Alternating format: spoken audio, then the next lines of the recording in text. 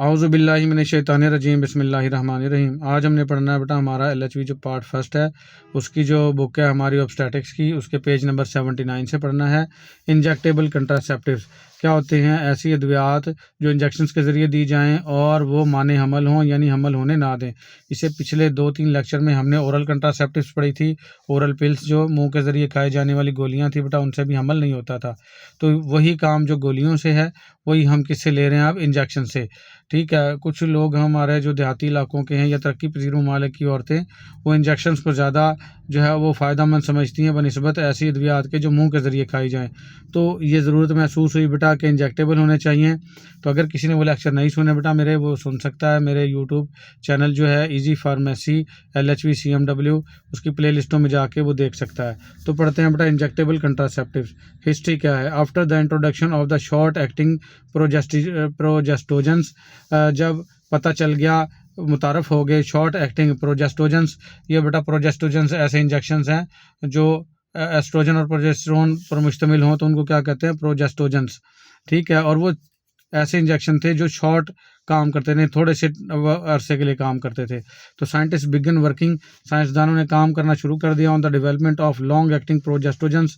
तो long acting प्रोजेस्टोजेंस पे उन्होंने काम करना शुरू कर दिया ताकि एक इंजेक्शन लगाएं और लंबे अरसे तक जो है वो हमल ना हो। इन 1957 एंड 1958, 1957 और 1958 में इंजेक्टेबल प्रोजेस्टोजेंस वर फर्स्ट डेवलप्ड। उन जो पहले इंजेक्टेबल प्रोजेस्टोजेंस हैं वो बनाए गए। डेपोप्रोवेरा अपजॉन का था एंड नोरिजेस्ट, ये स्कैरिंग, ये कंपनी है मेरे ख्याल, ये बनाए गए बेटा, ETC वगैरह वगैरह। And field trials began in many countries, और इसके जो ट्राइयाँ शुरू होगी, कोशिशें शुरू होगी, इसकी जांच पड़ताल शुरू होगी बहुत सारे ममालिक में ऑफ द वर्ल्ड, दुनिया के। इन पाकिस्तान में इंजेक्टेबल वर फर्स्ट इंट्रोड्यूस इन 1969। इंजेक्शन का इस्तेमाल पहले 1969 में किया जाने लगा एज ए ट्राई के तौर पर, कंडक्टेड बाई NRIFC। ये एक बेटा इदारा है, national research institute of fertilization या फैमिली प्लानिंग कह सकते हैं इसको, और ये चाइना का था इदारा बेटा। तो उसने पाकिस्तान में ट्रायल शुरू कर दिए थे ऑन डेपो प्रोवेरा इंजेक्शन पे। सिंस देन, तब से various research studies have been conducted from time to time, और मुख्तलिफ़ किस्म की जो तहकीकाती जो इल्म है वो तालीम है वो हासिल की जा चुकी है वक्तन फ़वक्तन, involving both injections Depo Provera and Norigest. दोनों इंजेक्शंस जो थे डेपो-प्रोवेरा और नोरिजेस्ट, इनके बारे में it has been noted that, ये नोट किया गया है, in developing countries. Developing countries कहते हैं बेटा तरक्की पजीर ममालिक। जैसे एक होता है डेवलप्ड कंट्रीज़ होते हैं तरक्की याफ्ता ममालिक, और डेवलपिंग कंट्रीज़ तरक्की पजीर ममालिक, जैसा कि हम हैं जिनमें अभी तरक्की होनी है। तो ऐसे मुल्कों में any drug given by injection, कोई भी दवा जो इंजेक्शंस के ज़रिए दी जाती है, हैज़ ग्रेटर एक्सेप्टेबिलिटी, उसको लोग ज़्यादा काबिल कबूल समझते हैं दैन ओरल मेडिकेशन, बनिस्बत उन दवाइयों के जो मुंह के ज़रिए ली जाएँ। This led to the introduction of injectable in Pakistan. इसी चीज़ ने रहनुमाई की कि पाकिस्तान में इंजेक्शंस का इस्तेमाल मुतारफ़ करवाया जाए। पॉपुलेशन के प्रोग्राम में ऑन लिमिटेड स्केल, महदूद पैमाने पर। तो मटेरियल्स क्या होंगे बेटा? 2 types of injectable are available in the country. 2 किस्म के इंजेक्शन जो हैं वो मुल्क में मौजूद हैं। Injection Norigest manufactured by Schering, ये कंपनी है बेटा AG, स्कैरिंग AG। तो ये इन्होंने बनाया Norigest injection which contain 200 milligram of norethisterone enanthate. इसके अंदर 200 मिलीग्राम बेटा ये नोरिथेस्ट्रोन एनेंथेट होती है इन ऑयली सोल्यूशन, और ये ऑयल वाला सोल्यूशन होता है, ऑफ 1 cc एम्प्यूल, और इसकी दवा कितनी होती है? 1 cc।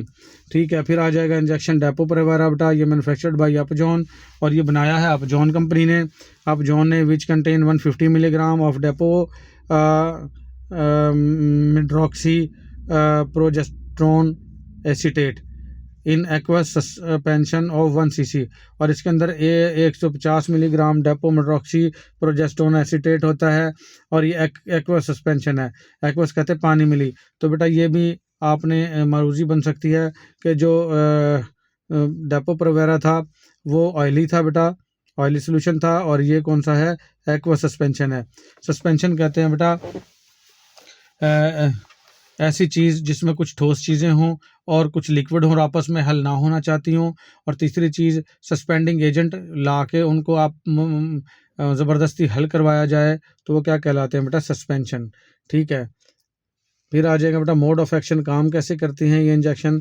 The injectable progestogens prevent pregnancy in the same way as combined oral pills. कहता है इंजेक्टेबल प्रोजेस्टोजेंस भी प्रेगनेंसी को, हमल को सेम उसी तरह रोकती हैं जैसे कंबाइंड आपने ओरल पिल्स खाई थी, जो पिछले लेक्चर में हम पढ़ के आए हैं। तो ये इनका काम भी टैबलेट वाला ही है, बस ये इंजेक्शन है। ठीक है, इनहिबिटिंग ओव्यूलेशन, ये ओव्यूलेशन को रोक देते हैं, एग के बनने के अमल को रोक देते हैं। टैबलेट भी सेम यही काम करे थे। Increasing the viscosity of cervical mucus, जो सर्विक्स में होने वाला म्यूकस है बेटा, उसको उसकी थिकनेस को बढ़ा देते हैं। And forming a mechanical barrier to sperm, और स्पर्म के लिए मैकेनिकल बैरियर का काम करते हैं, रुकावट का, ताकि स्पर्म जो है वो बच्चादानी में आगे ना पहुंच सके और फर्टिलाइजेशन हो ही ना। उधर से एग नहीं आएगा, इधर से स्पर्म नहीं पहुंचेंगे तो हमल नहीं होगा। ये मैं दिखाता हूँ आपको बेटा, सर्वाइकल म्यूकस चिपचिपा मादा होता है, वजाइना के जरिए खारिज होता है। ये देखें बेटा, ये पूरा रिप्रोडक्टिव सिस्टम है, ये सर्विक्स है बेटा, और यहाँ सर्वाइकल म्यूकस यानी चिपचिपा मादा बनता है।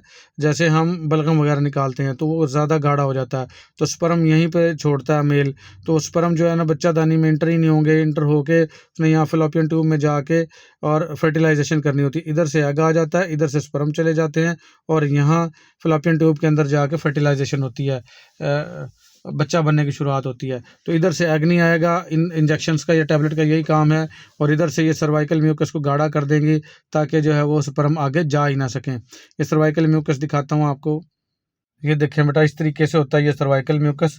ठीक है, फॉलिकुलर फेज में ये इस तरह से होता है, फीमेल चेक करती है, जब ओव्यूलेशन होता है तो ये लेस बनाता है इस तरह से, और बाद में भी ये ल्यूटेल फेज में भी ये ऐसा होता है। ये सर्वाइकल म्यूकस जब गाढ़ा हो जाएगा तो स्पर्म आगे नहीं जा सकेंगे और फर्टिलाइजेशन नहीं होगी। तो changing the rate of ovum transport through the oviduct, और ओविडक्ट से, ओविडक्ट की जिसको बेटा फिलोपियन ट्यूब कहते हैं, उसके 3 नाम हैं, ओविडक्ट, यूट्राइन ट्यूब और ओविडक्ट।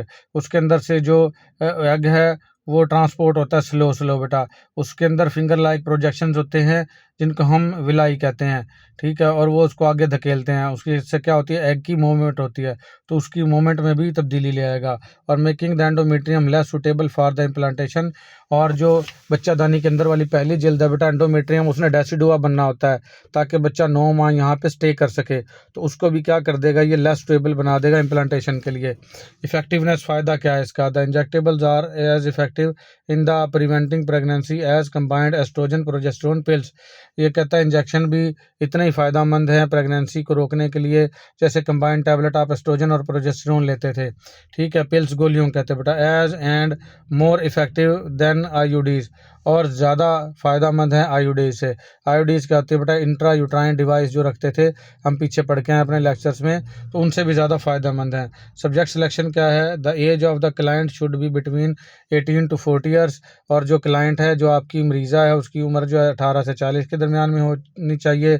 मेक श्योर दैट, ये यकीन दहानी कर लें, she has at least 2 children, उसके कम से कम 2 बच्चे हैं। Because it is not definite that fertility will be fully restored after prolong use of injection, क्योंकि बेटा ये यकीन से नहीं कहा जा सकता कि अगर इंजेक्शन ज़्यादा अरसे तक आप लगवाते रहे तो उसके बाद दोबारा आप हमला हो सकेंगी या नहीं हो सकेंगी, इसको यकीन से नहीं कहा जा सकता।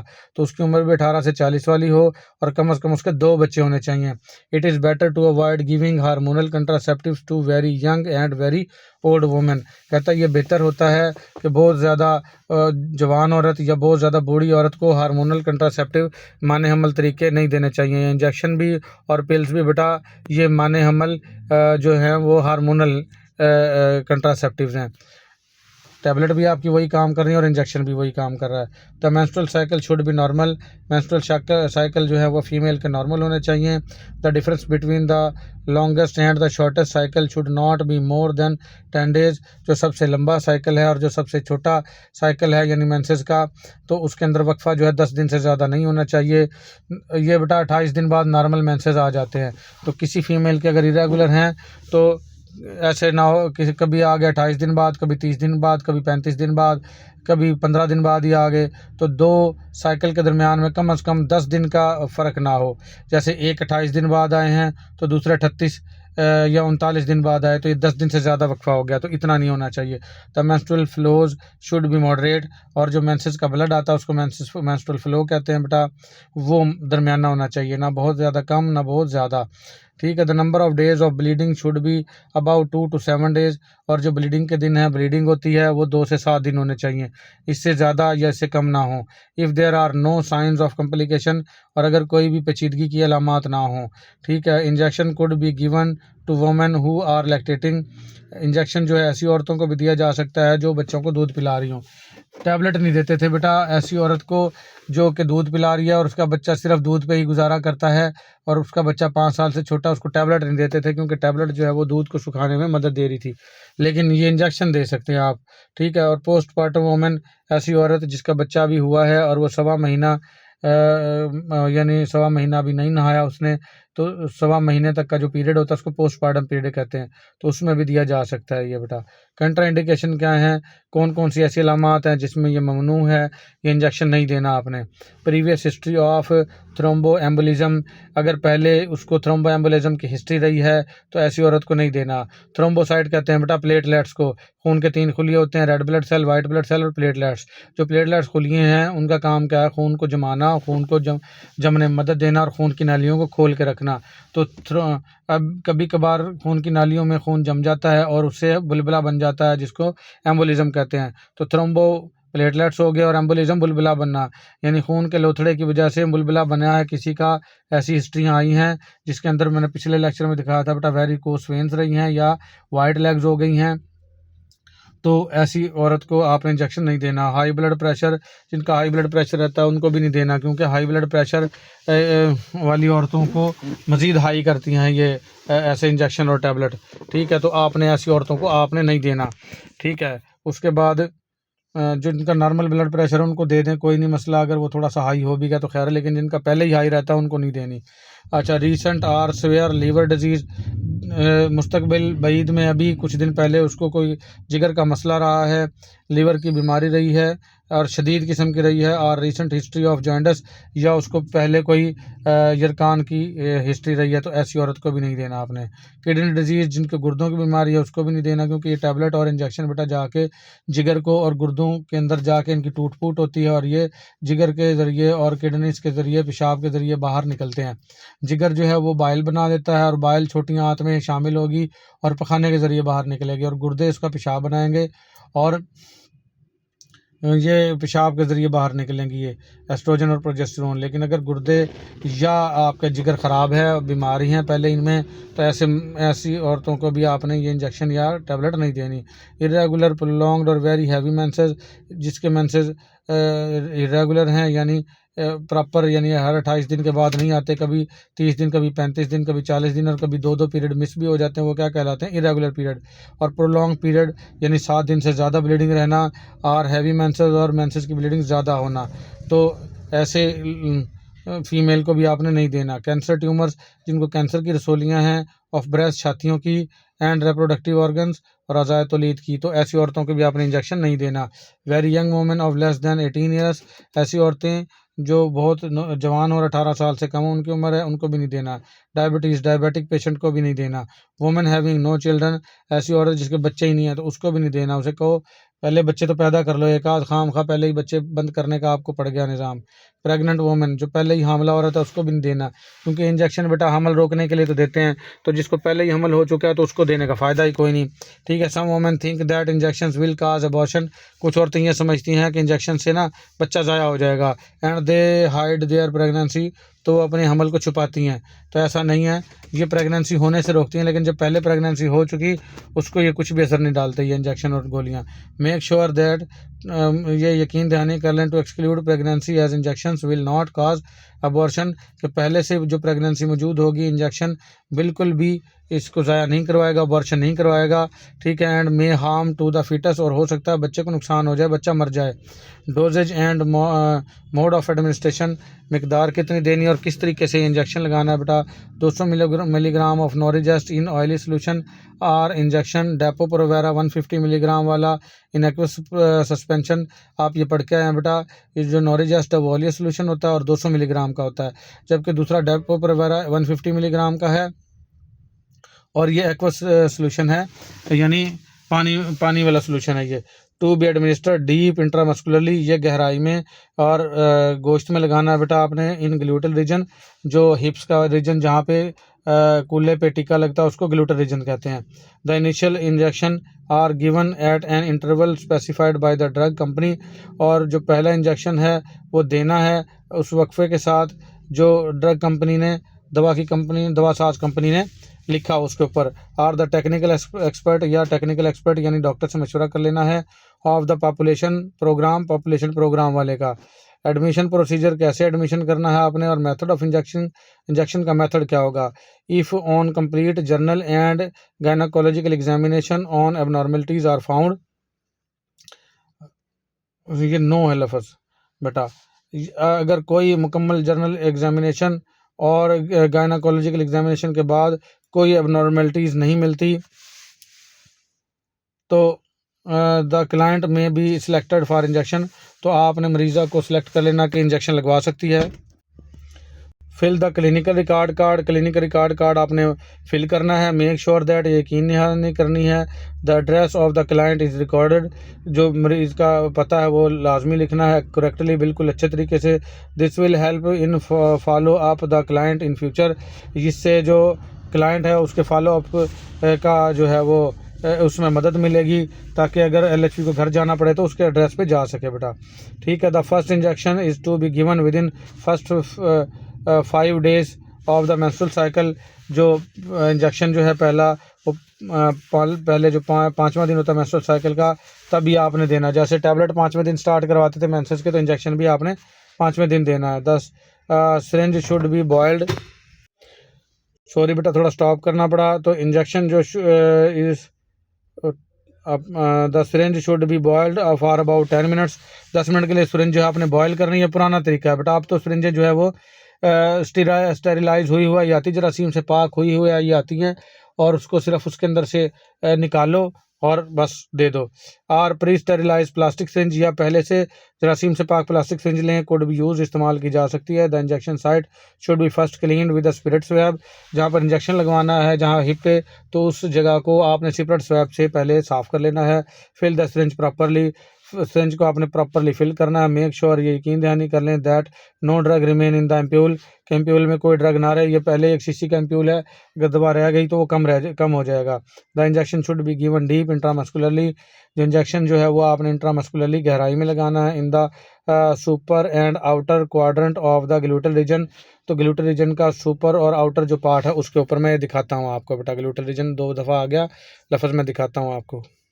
ये देखें बेटा, ये ग्लूटल रीजन है। ये अगर हिप को हम 4 हिस्सों में तकसीम करें, ये देखें तो ये वाला ग्लूटल रीजन है, ये जो रेड निशान लगा हुआ है यहाँ इंजेक्शन लगाते हैं। ये देखें, ये इंजेक्शन लग रहा है इस जगह पे, ठीक है। ये 4 हिस्सों में तकसीम किया है हिप को, और यहाँ इंजेक्शन लगाते हैं, ठीक है। ये देखें, ये इंजेक्शन लगा के भी दिखाया जा रहा है, ये ग्लूटल रीजन है, ठीक है। तो उम्मीद आपको समझ में आ गया होगा। आफ्टर इंजेक्टिंग द नीडल को दाखिल करने के बाद विड्रा द पिस्टन को आपने पीछे खींच के देखना है, लिटल टू मेक श्योर, थोड़ा सा खींच के देखना ताकि यकीन दहानी हो जाए that no blood comes out, कि उसके अंदर ब्लड नहीं आ रहा। दिस विल कन्फर्म दैट, इससे कन्फर्म हो जाएगा the drug will not go into the vein directly, कि ड्रग जो है वो वेन में नहीं जा रही डायरेक्टली, ठीक है। आफ्टर इंजेक्शन के बाद the side should not be massage, आपने साइड को मसलना नहीं, मसाज नहीं करना है। Ensure that the full quantity of the drug is injected, ये यकीन दहानी कर लें कि जितनी मिकदार थी दवा की सारी इंजेक्ट कर लिया है, इंजेक्शन में कुछ बचा के वापस नहीं निकालना। And none is left in the syringe, और सिरिंज में कुछ भी बाकी नहीं बचा। Alternate the buttock at each injection, और दूसरा इंजेक्शन लगाना है तो दूसरे बटक पे लगाना है, यानी अल्टरनेट के मिन मुतबादल पे लगाना है, ये ना एक ही हिप पे ठोकते रहो इंजेक्शन, ठीक है। फॉलो अप प्रोसीजर क्या होता है, फॉलो अप प्रोसीजर क्या है बेटा, the client should be asked to report for follow up of injection at the interval specified by the drug company manufacturing the respective drugs. आपने client को कहना है कि वो उस कि वो रिपोर्ट दे हमें फॉलोअप इंजेक्शन की, कि इंजेक्शन से कोई नुकसान तो नहीं हुआ और कितने वक्फे के बाद आपने आना है। जो ड्रग कंपनी ने वक्फा लिखा है मैन्युफैक्चरिंग ने, जो जिन्होंने ये इंजेक्शन बनाया था, the respective drugs are the technical expert of the population programme, या टेक्निकल एक्सपर्ट जो कहता है पॉपुलेशन प्रोग्राम का कि इतने अरसे बाद आपने आना है। तो ये वापस फॉलोअप के लिए कब आना है, या तो कंपनी ने लिखा होगा उस वक्त आना है, या आपने आपका जो पॉपुलेशन प्रोग्राम का जो टेक्निकल एक्सपर्ट कहे कि इतने दिन बाद आपने चेक करवाना है, तो फॉलोअप के लिए आना है बेटा। An appointment card should be given, उसको अपॉइंटमेंट कार्ड दे देना है बना के, टू द क्लाइंट, आपकी मरीज़ा को, on which the client home and registration number is noted, जिसमें क्लाइंट का घर का पता और रजिस्टर नंबर लिखा गया हो, down together without date of initial injection, और इसके साथ साथ जो पहला इंजेक्शन लगा था उसकी डेट भी लिखी गई हो, विद लेटर RR, ठीक है, टू इंडिकेट साइड, ताकि पता चल सके किस साइड पे लगा था। RR मीन राइट साइड पे, ठीक है। वाज गिवन, ये इंजेक्शन वाज गिवन, इससे पता चल जाएगा राइट साइड पे, ठीक है। And the due date of the next injection, और नेक्स्ट इंजेक्शन की ड्यू डेट भी देनी है। नोट क्या है बेटा, the LHV should also maintain the diary on which the appointment dates of subsequent injection of all clients are noted down. LHV के पास एक डायरी और वो मेंटेन रखे जिसके ऊपर अपॉइंटमेंट का डेट लिखी हो, जब मुतबादिल इंजेक्शन जो दूसरा इंजेक्शन है वो लेने के लिए क्लाइंट आए, तो सारे क्लाइंट का टाइम लिखा हुआ हो। अगर कोई भी क्लाइंट उस डेट पे इंजेक्शन लगवाने नहीं आती तो उसको कॉल करके या उसका होम विजिट करके उसे पूछें, हाँ भाई क्यों नहीं आई, वो इंजेक्शन तो लगवाना था आपने। If a client fails to turn up on the due date, अगर मरीज़ा आपकी ड्यू डेट पे ना आए, home visit should be made, घर जाके आपने विजिट करना है, either by the LHV herself, इसमें LHV खुद भी जा सकती है, और the field worker attach to the clinic, या फील्ड वर्कर भी जा सकता है जो क्लिनिक से अटैच है।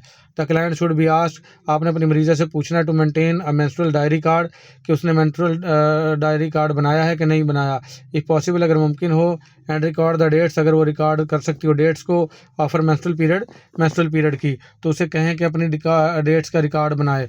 If the client fails to turn up on the due date, अगर मरीज़ा जो है वो ड्यू डेट पे ना आए, home visit should be made either by the LHV herself और the field worker attach to the clinic. ये फिक्र उसने दोबारा लिख दिया है कि या तो LHV खुद उसका विजिट करेगी या फील्ड वर्कर को भेजेगी। द क्लाइंट शुड बी अच्छा, फिर वही फिक्र आ गया, ये 2 मरतबा लिख दिए हैं बेटा, कि वो डायरी में अगर मेंटेन कर सकती है, पढ़ी लिखी है, तो अपनी मेंस्ट्रुअल डायरी को मेंटेन रखेगी। ये इसलिए फिक्र मैंने रिपीट नहीं किया, दोबारा बता दिया आपको। History and examination of the patient at follow up visit, जैसे ही वो फॉलो अप विजिट के लिए आया है तो उसकी हिस्ट्री कैसे लेनी है आपने। At the follow up visit detail should be obtained, अगर जैसे वो फॉलो विजिट पे आया आपने मदर झेल लाजमी डिटेल ले लेनी है अबाउट क्लाइंट्स मेंस्ट्रुअल हिस्ट्री, उसकी मेंस्ट्रुअल हिस्ट्री के बारे में, and record on her clinical record card, और उसके क्लिनिकल रिकॉर्ड कार्ड पे आपने लिख देना है। Each patient should be asked for symptoms और कॉम्प्लिकेशंस, हर मरीज़ को आपने ये पूछना है कि कोई अलामात कौन सी हुई और क्या उसकी शिकायत हैं, that she can recall since her last visit, जो उसने देखी हों अपने लास्ट विजिट से और अब तक, यानी कोई पेचीदगी तो नहीं आई इंजेक्शन लगवाने के बाद, वो सारा पूछ लेना उसे। Each patient should have her breast palpated, हर मरीज़ा को कहना कि अपनी छातियों को दबा के देखो, to see if there is any mass और स्वेलिंग, कि उसमें कोई गिल्टी या सोजिश तो नहीं हो रही। Vaginal examination should be perform, उसकी विजाइना का मुआयना करना है। ऑन एवरी फॉलो विजिट, हर फॉलो विजिट पे। The blood pressure and weight of the client is checked, उसका ब्लड प्रेशर भी देखना और वेट भी देखना है कि कहीं वेट बढ़ तो नहीं रहा, ब्लड प्रेशर ज़्यादा तो नहीं हो रहा। And record on the clinical record, और क्लिनिकल रिकॉर्ड के ऊपर रिकॉर्ड कर लेना है। The relevant compound should be injected, और जो मुतलका कंपाउंड है उसको इंजेक्शन की सूरत में लगा देना आपने। Proper treatment for complaint should be given, जो कोई कंप्लेन है अगर उसके मेंसेस ज़्यादा आ रहे हैं या वेट गेन हो रहा है तो उसकी जो ट्रीटमेंट देनी हो वो भी लाजमी देनी है। Follow up appointment should be given at appropriate time, और फॉलो अप अपॉइंटमेंट नेक्स्ट की फिर दे देनी है, ख़ास टाइम जो भी होगा लिखा होगा कि फ़लाँ टाइम में आपने तीसरा इंजेक्शन फिर लगवाने आना है। साइड इफ़ेक्ट एंड मैनेजमेंट, अगर साइड इफ़ेक्ट हो तो कैसे मैनेज करना है। इरेगुलर ब्लीडिंग और स्पॉटिंग, अगर इरेगुलर ब्लीडिंग हो मेंसेस की या धब्बे लग रहे हो ब्लड के, most of the women using injectable contraceptives experience irregular bleeding और स्पॉटिंग, जो औरतें इंजेक्टेबल कंट्रासेप्टिव इस्तेमाल कर रही हो तो उनको इरेगुलर ब्लीडिंग या स्पॉटिंग का सामना हो सकता है। सच सिम्टम्स कुड बी कंट्रोल्ड, ऐसी इलामात को कंट्रोल कर सकते हैं by giving cycle of low dose combined oral pills, तो इसके साथ साथ लो डोज ओरल पिल्स भी दे दें, इंजेक्शन के साथ साथ ओरल पिल्स भी दे दें, तो ये स्पॉटिंग बंद हो जाएगी, ब्लड आना बंद हो जाएगा। एक्सेसिव और प्रोलॉन्ग ब्लीडिंग, ज़्यादा मकदार में या ज़्यादा दिन तक ब्लीडिंग होती रही, यानी ब्लीडिंग की मिकदार भी ज़्यादा थी और 7 दिन के बजाय 8, 9, 10 दिन चलती रही। तो all women having heavy menses should be given iron tablets. ऐसी औरतें जिनको ज़्यादा ब्लीडिंग होगी तो उनको आयरन टैबलेट्स देंगे। आयरन बेटा खून बनाने में मदद देता है, तो उनका खून जो ज़ाया हो गया ताकि वो बन सके। ठीक है, tablet 3 times daily immediately after meals, और 3 सुबह दोपहर शाम 3 वक्त के लिए टैबलेट देनी है और खाने के फ़ौरन बाद दे देनी है। 50 milligram microgram of oestradiol on tablet 3। Sorry बेटा, थोड़ा स्टॉप करना पड़ा। 50 माइक्रोग्राम ऑफ एस्ट्रोडियल इंजेक्शन है बेटा, 50 मिलीग्राम का माइक्रोग्राम की 1 टैबलेट।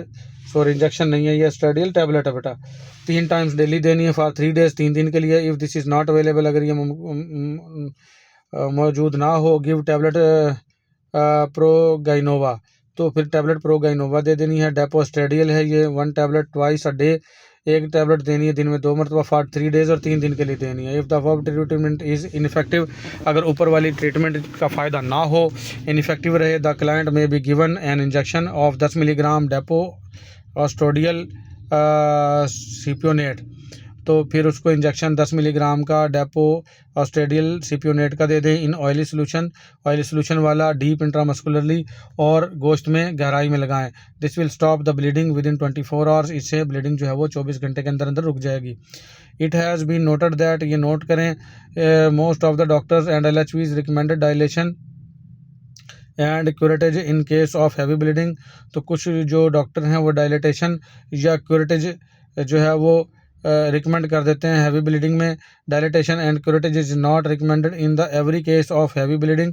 तो डायलेटेशन और क्यूरेटेज जो है वो हर केस के अंदर रिकमेंड नहीं करते हैवी ब्लीडिंग में, as due to repeated injections of progesterones, क्योंकि जो रिपीटेड इंजेक्शन है प्रोजेस्टेरोन इनकी वजह से। The uterine endometrium becomes thin, uterine endometrium जो है वो पतली हो चुकी होती है, एंड एट्रोफॉइड और एट्रोफॉइड हो सकती है। बेटा ये क्यूरेटेज और डायलेटेशन क्या होता है, ये औजारों के साथ सफाई होती है इससे, तो सफाई हर बार नहीं करनी, क्योंकि पहले ही जो अंदर की जो पहली जिल्द है जिसको एंडोमेट्रियम कहते हैं वो पतली हो चुकी है इंजेक्शंस की वजह से। क्यूरेटेज में काज इंजरी, क्यूरेटेज से ज़ख़म हो सकता है to muscular layer of the uterus, बच्चादानी की जो मसल्स की लेयर है उसके ऊपर। इफ़ द ब्लीडिंग रेजिस्ट, अगर ब्लीडिंग मौजूद रहे after trying the above 3 methods of the treatment, ऊपर वाले तीनों मेथड जो ट्रीटमेंट के हैं वो करने के बाद, यानी टैबलेट भी दे के देख ली, इंजेक्शन दूसरे भी दे के देख लिए, तो तब भी अगर ब्लीडिंग मौजूद रहे, द क्लाइंट में भी रेफर टू अ गायनाकोलॉजिस्ट, तो फिर आप अपने मरीज को गायनाकोलॉजिस्ट के पास भेज दें।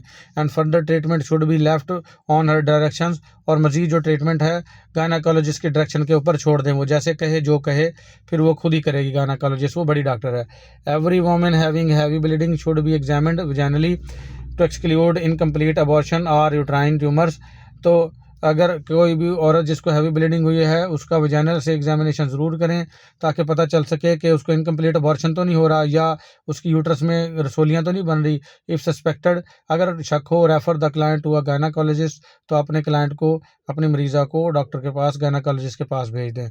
एमिनोरिया कहते हैं 1 या 2 मेंसेस मिस हो जाना after taking the number of injections, some women develop amenorrhoea, कुछ इंजेक्शन लेने के बाद कुछ औरतों को एमिनोरिया हो जाता है। If a women has amenorrhoea of 45 days, अगर औरतों को मेंसेस ना आए 45 दिन तक, और मोर या ज़्यादा, एंड प्रेगनेंसी सस्पेक्टेड, और हमल का शक हो, ऑन विजाइनल एग्जामिनेशन, विजाना का मुआयना करने पर शक हो जाए कि इसको प्रेगनेंसी हो गई है, then the pregnancy test is performed, तो फिर आपने प्रेगनेंसी टेस्ट करना है टू एक्सक्लूड और कन्फर्म प्रेगनेंसी, ताकि पता चल सके कि प्रेगनेंसी हो गई है या नहीं। इफ़ नेगेटिव, अगर नेगेटिव हो, दैन द सब्सिक्वेंट इंजेक्शन में बी गिवन, तो मुतबादल इंजेक्शन फिर दे दें, कोई मसला नहीं है। ये इंजेक्शन की वजह से स्टॉप हुए हैं, प्रेगनेंसी की वजह से स्टॉप नहीं हुए मेंसेस। सम क्लाइंट सफ़र फिजियोलॉजिकल फेयर्स, साइकोलॉजिकल फेयर, कुछ क्लाइंट्स जो हैं वो खौफ में मुबतला हो जाते हैं ऑन अकाउंट ऑफ एमिनोरिया, जब एमिनोरिया हो जाए। दे मे बी रीअश्योर्ड, उनको ये यकीन दहानी करवा दें that the amenorrhoea will not affect there general health, कि एमिनोरिया उनकी जो आम सेहत है उसको मुतासर नहीं करेगा, एंड आई साइट, और आई साइट को भी मुतासर नहीं करेगा। बहुत सारी औरतें ये सोचती हैं कि अगर मेंसेस ना आए ना, तो मेंसेस की वजह से ना जो अंदर का जहर है वो बाहर नहीं निकलता और हम अंधे हो जाएंगे ऐसे, तो ऐसी बात नहीं है, उनको समझाएं ऐसा कुछ भी नहीं है। अदर माइनर साइड इफ़ेक्ट्स, कुछ और मामूली साइड इफ़ेक्ट है जिसके अंदर बेटा वेट गेन है। Some women experience increase in weight after taking injection, this is usually seen during first year of use and it subside later. तो कुछ औरतें ये महसूस करती हैं कि हमारा वज़न बढ़ गया है, और ये कब होता है, जब पहला साल होता है इंजेक्शन लेते लेते, और बाद में आहिस्ता आहिस्ता ये सबसाइड हो जाता है, यानी दब जाता है, ख़त्म हो जाता है। फिर नोज़िया एंड डिजीनेस, उल्टी आने की कैफियत होना और चक्कर आना। This may be noted in some cases during first few injections. ये नोट किया गया है जब पहले चंद इंजेक्शन होते हैं तो उनके दौरान ऐसा होता है। And in it disappears without any treatment, और ये चीज़ें ख़त्म हो जाती हैं बगैर किसी इलाज के। हेडेक, सर का दर्द, नर्वसनेस, परेशानी रहना, चिल, सर्दी लगना, एक्नी, चेहरे पे दाने निकलना। These symptoms may be seen in some women, ये अलामात भी कुछ औरतों में देखी गई हैं, बट यूजुअली डिसअपियर्स, लेकिन आमतौर पर गायब हो जाती हैं ऑन देयर ओन, खुद ब खुद। रीअश्योर द क्लाइंट्स, अपने मरीज़ा को ये यकीन दहानी करवा दें। And no treatment is necessary, कि इनके लिए कोई भी इलाज ज़रूरी नहीं है, खुद ब खुद ये ख़त्म हो जाएंगी। तो ये था बेटा हमारा इंजेक्टेबल मेथड। हमने एक ही लेक्चर में कोशिश की इसको समेटने की। फिर परमानेंट मेथड ऑफ जो कंट्रासेप्शन है, यानी माने हमल का पक्का तरीका, अगर ये करवा दिया औरत ने या मर्द ने, दोनों के लिए होते हैं ये बेटा, तो फिर दोबारा बच्चे नहीं हो सकेंगे, वो हम पढ़ेंगे अगले लेक्चर में। आज के लिए हमारा इतना ही, मिलेंगे अगले लेक्चर में। अल्लाह हाफिज़।